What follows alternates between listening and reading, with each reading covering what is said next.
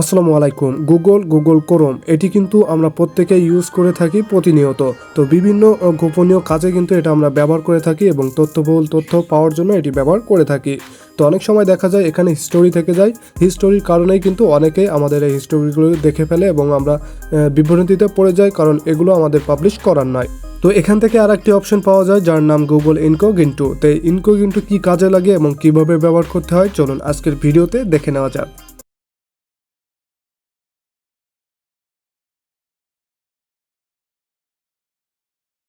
ওকে, শুরুতে আমরা কি করব, আমরা গুগলে প্রবেশ করলাম। এখানে দেখতে পাচ্ছেন উপরে কর্নারে আমাদের প্রোফাইল আইকন, সিম্পলি এখানে ক্লিক করে দিলাম।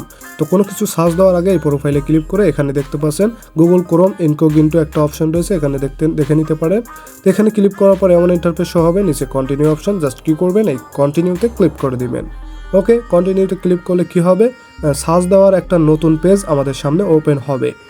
তো ওপেন হওয়ার পরে পরবর্তী পেজ চলে আসছে, এটা কিন্তু ব্ল্যাক স্ক্রিন হয়েছে আমার নিরাপত্তার জন্য। তো পরবর্তী পেজটা হলো এখানে মূলত নতুন একটা সার্চ বার ওপেন হয়েছে।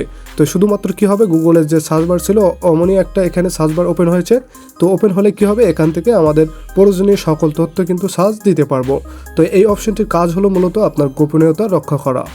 অনেক সময় আমরা বিভিন্ন গোপনীয় তথ্য সার্চ দিয়ে থাকি, সেটা কিন্তু হিস্টোরিতে থেকে যায়।